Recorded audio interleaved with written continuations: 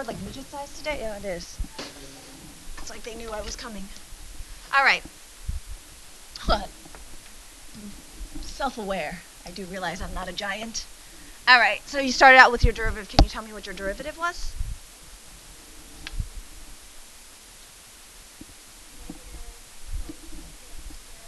Mm-hmm. Good. Okay. That's good. If I asked you to simplify it more, then I would have taken out and factored out the cosecant. Because I'm not asking you for the derivative, I'm asking you to find the equation of a tangent line, you don't have to simplify it at all. Does that make sense? Because that's not the question. The question is to find the equation of the tangent line. So you don't really have to simplify this. When you find the equation of the tangent line, I know I'm going to need this at pi over 2. I'm also going to need the point y at pi over 2, but they gave that to us, which made it a lot easier. So we need this piece. I'm wondering if maybe here is where you got stuck. Did you get A and not B?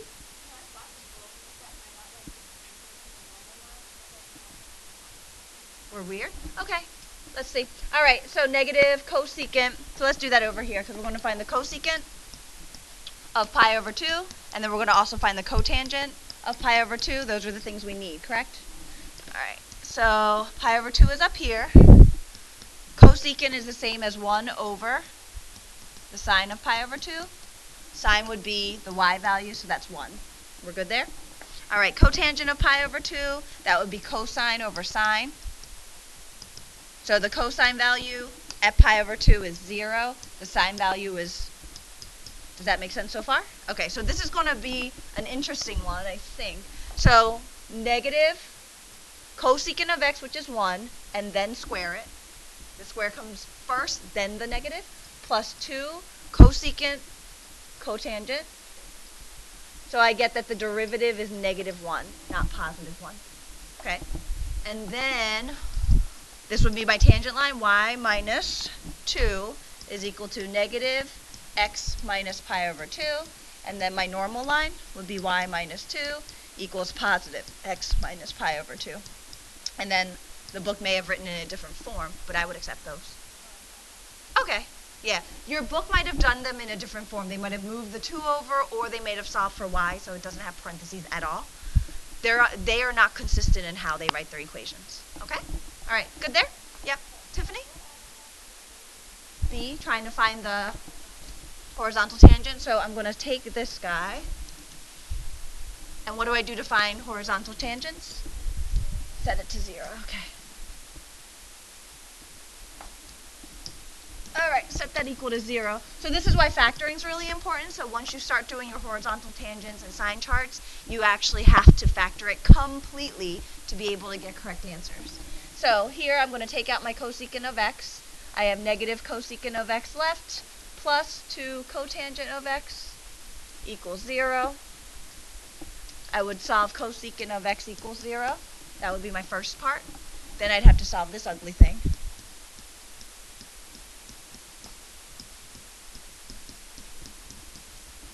Okay? This one, remember we said gets cosecant by itself, write it. That would be the same as sine of x is equal to 1 over sine of x is equal to 0. Reciprocal, but you should think about, you can't reciprocal 0. It becomes undefined.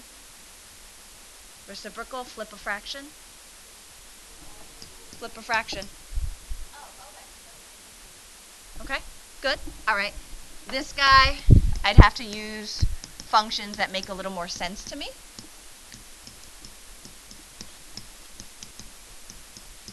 So I can't really do anything with that. I can't factor it anymore so that I can make it equal to 0 like I did in the other step. So my mind says, well, there's really nothing I can do to make them mash together to one function, so I'm just going to turn everything to sine and cosine. I don't do that all the time. I do it when I really think there's no other way. So in this case, they have the common denominator, so I get negative 1 plus 2 cosine of x all over sine of x. If I want to set that equal to 0, I would multiply by sine of x, and that's what I would have equal to 0. And now that's something you can solve. Does that make sense? And then, remember, you want to find out how many answers, what quadrants, and so on. Good? That should look familiar from yesterday. All right. Awesome. All right, then I'm going to go to right. The first one won't exist now, because the sine of x won't equal undefined is what it does. But this is the other thing.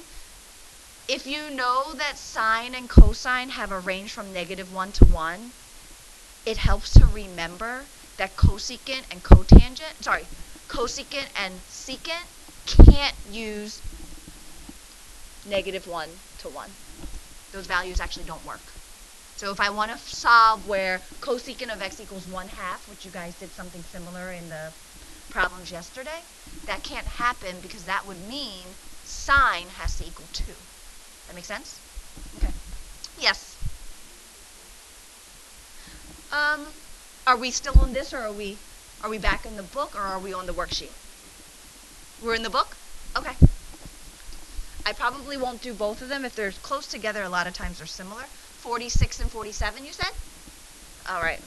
47, I'm not going to, because it's very similar to what I did with Julie's problem. Just make sure you don't make a little mistake.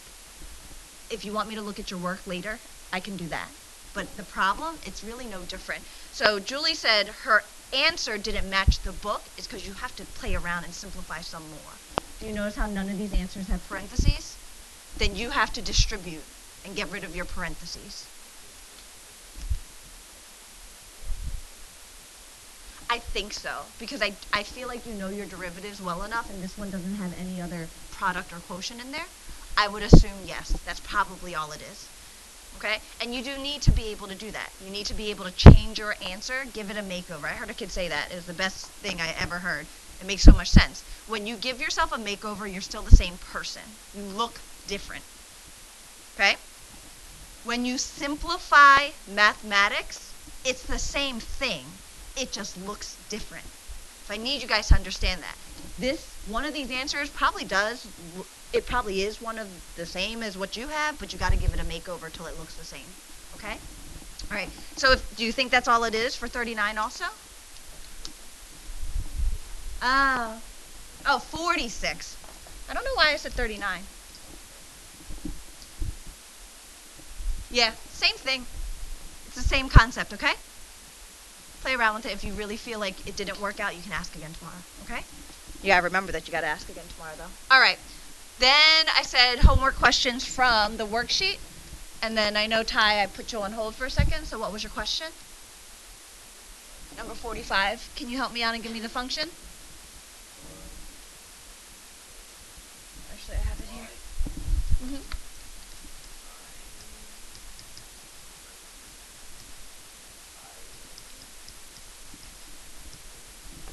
All right, so, I really want to give back your quizzes because some of you guys made just awesome mistakes that I've never seen before, but many of you made the same ones.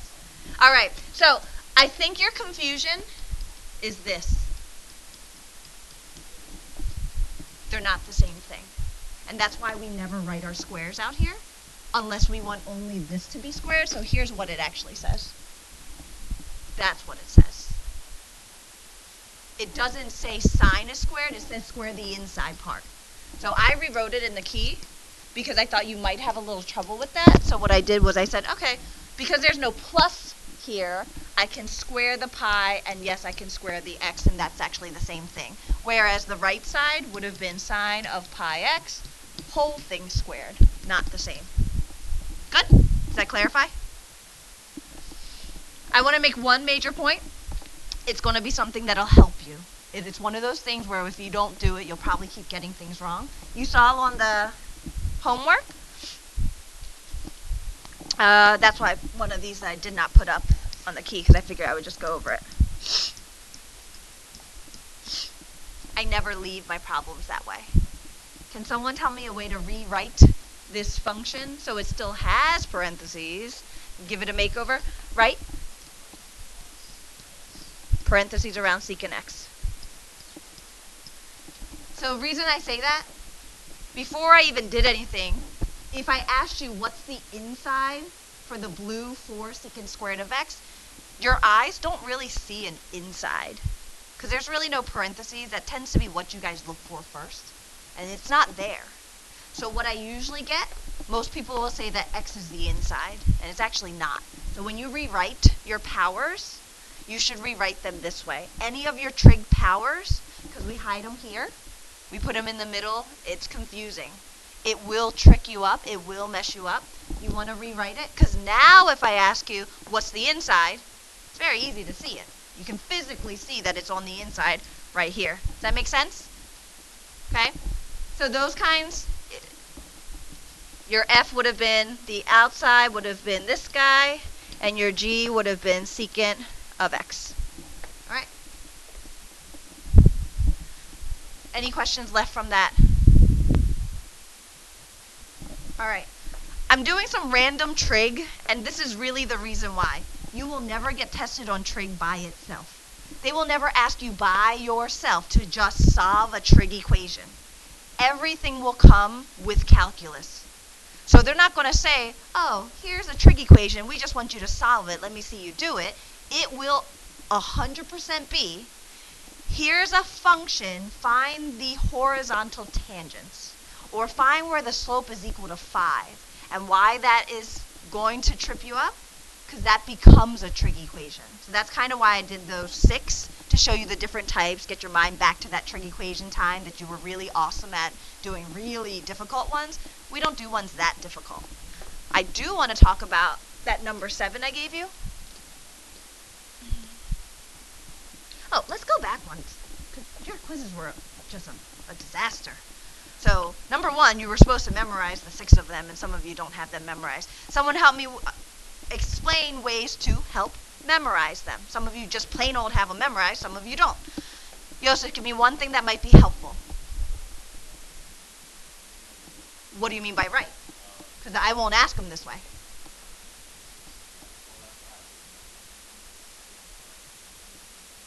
Perfect. Anything with a C in front, meaning a cosine, cosecant, cotangent. Do you guys notice, and we said this that day, every single one of them are negative. We good? All right. Another thing you kind of see, some other relationships or something that you've been using to help yourself understand or memorize them. Julie? It has itself in there. It has itself in there. And here's the number 1 mistake I see. You guys try to put a squared in here. Somewhere. I don't know where. Somewhere. Okay, Ty? I actually did write it on your quiz. Yes, because you're going to have a multiple choice question, and the multiple choice question will not have sines and cosines. Everything's going to be sitting with cosecants and secants. So it'll cause you to work double as long and potentially get the wrong answer. Does that make sense? Half a point. All right. Anything else that's helpful? Something that you've used to help you remember them? Some of you guys just have good memories and some of you don't. Some of you did not heed my warning when I stood up here and said it 3 times. You better come back in this room knowing all 6 of your derivative rules. You better come in this room knowing all 6 derivative rules. Said it. Yep. Something else that's helpful, Matthew? Yeah. Remember which ones are squared, because some of you are just putting squares everywhere. So we know these 2 paired up have squares, but these do not and these do not. So just knowing tangent and cotangent, they go together and they're going to have squares. Those are the type of things that'll just help you organize, because guess what? We're like only halfway through the rules. I have to give you all the inverse trig rules, and I'm teaching you chain rule, and I have to give you all the log rules, and the exponential rules, and I got to teach you how to deal with if y is not by itself. That's a lot. And guess how many formula sheets you guys get on that test? None at all. That's why that memorizing stuff, that's why I'm so strict about it. Can you even attempt a problem if you don't know these derivatives? Is there any chance of you getting it right? No. Not at all. Not at all. You can't even start. You can't start, because what did I say? For the first semester, if you have no idea what to do, what's your best bet? Take a derivative. Just take one. Probably get points somewhere, right? So please make sure you know them. All right. Moving on then, number 7, I think it was 2 sine of 2x plus 1 equals 0. Right? Okay. I really want to help you understand that this problem, to me, is exactly the same as this problem. Same as 2 cosine of maybe 4x plus 5 equals 0. These are all the same to me. Okay? I'm going to show you something that's not the same to me.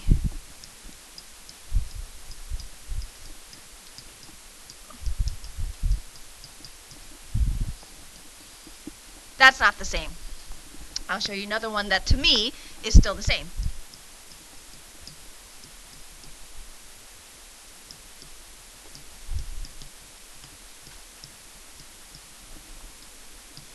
And like I said, our minds work differently. Maybe you won't see it. Maybe some of you will. So the red and pink, to me, are the same as what that one problem is up there.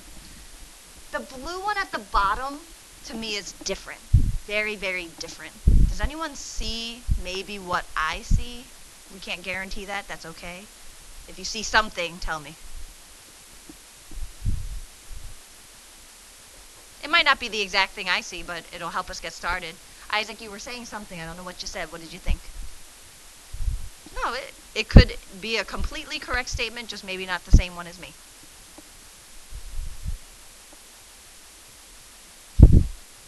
Wasn't relevant? Okay. Nothing?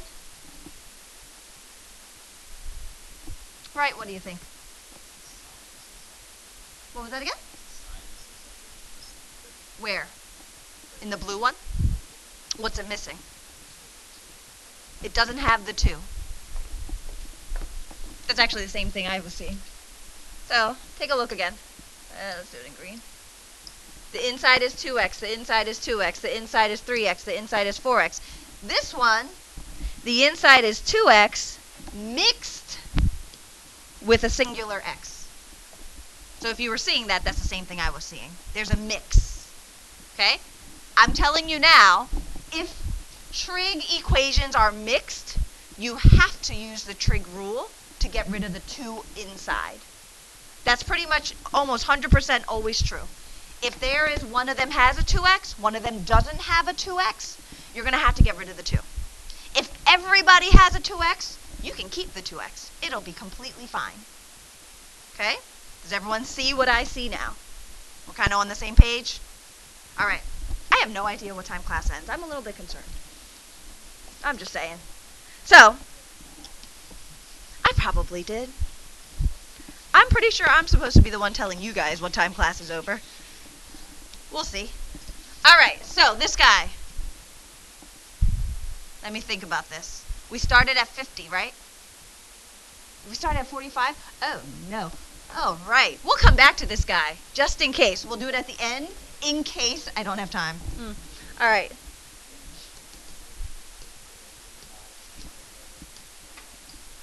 All right, so you actually kind of did a lot of chain rule already. And because of time, we'll see if I end up being able to do exactly in the order I would like to do. I might go in a different order. Kind of not the best, but all right. These kind of look like what you did last night. So the decompose each function, I'm not going to have you decompose, okay? Because it takes me 2 days to just get you guys to be able to do it properly. So for any of these types of functions, except for the last two are a little bit difficult. You could probably start it and you'll figure out why.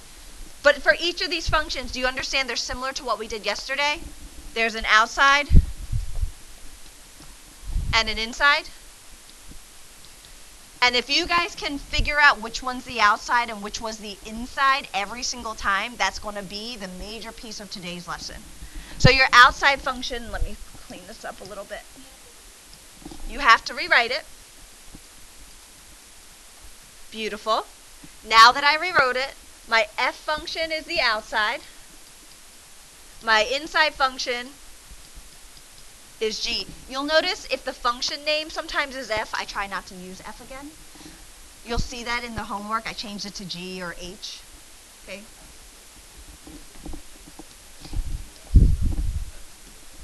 I like them to be different. Okay, if you by mistake don't make it different, in the end your answer better still be correct. I will be. Yeah, I think that should be okay.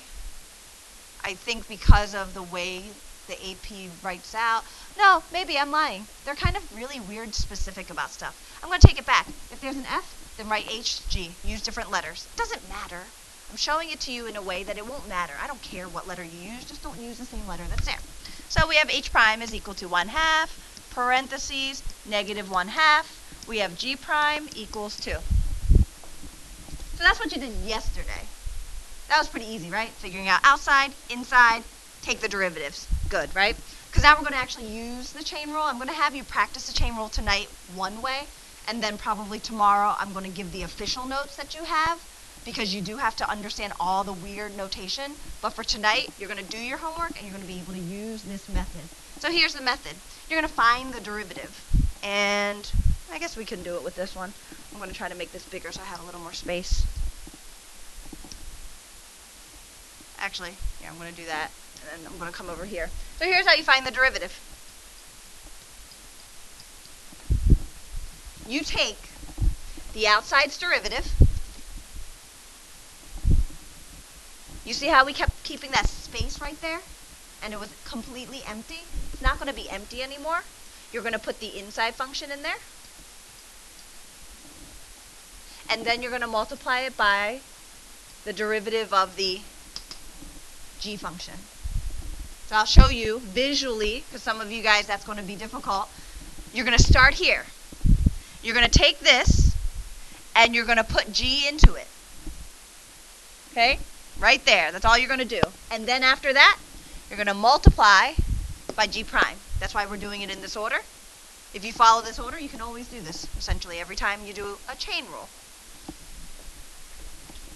So what does the derivative for this guy look like? H prime, that is the 1/2, parentheses, -1/2.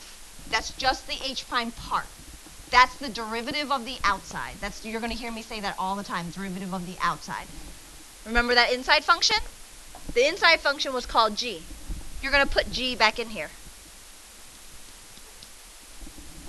That's the G part. And then the last part, you're going to multiply it by the G prime. And then you simplify. How many steps did I do total? How many colors are there total? 3 colors total right here, right? 3, maroon, purple, pink. 3. How many steps will there be to make a chain rule happen then? 3. You need 3 pieces to make chain rule happen. Okay, that's probably the easiest way I could possibly teach it to you. Okay? So let's take, yes. Let me take the ones that, I'll do that tomorrow because we got to learn 2 methods, but I want you to practice tonight. Try it with a function, wrong one. I told you that yesterday. No, you do not need to. Are these completely backwards? All right. Does that say A? So this is actually the actual real notation of it. So we're going to practice it the same exact way I taught it to you, but I do need you to understand that that notation is important, and you will be tested on that notation. You actually have to know it. So for this guy,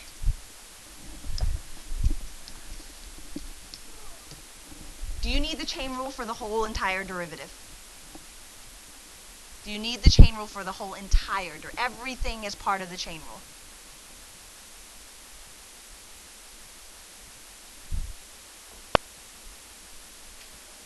That was an actual question to you. Put your head up. All the way. So again, my question might be unclear. My question is, looking at that function, if I only do the inside-outside derivatives and my little chain, does that cover everything I need to do?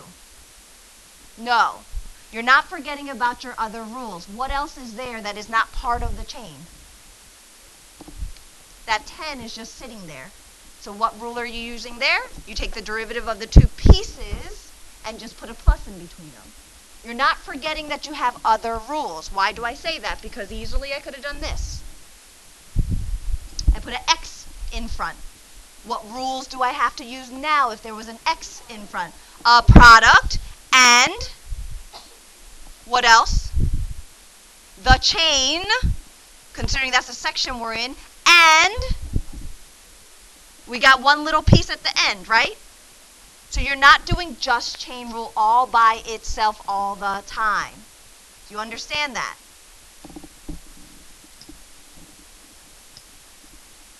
So for this guy, we know this guy's derivative already. So let's just write it down. What's the derivative of 10? 0. So we know that this guy's derivative is just going to be 0. So that's really not a piece we're going to worry too much about. Our f, derivative of the outside, oopsie, or just the outside to start. Just the outside. Because I don't have space, I'm going to put g right here. G is x squared minus 4. What's your derivative of f? Cosine, leave the parentheses empty. What's the derivative of g? 2x. You can literally go in this order. You're going to start with your f prime. You're going to write it. What am I going to put inside of those blank parentheses we had? That g function. It's in blue, I'll put it back in blue. Have I lost anyone here? Because what's the last step after the g function? Multiply by 2x. Can I multiply these? Talked about that yesterday. Ballridge, can I multiply these? You know the next question is going to be why. Why?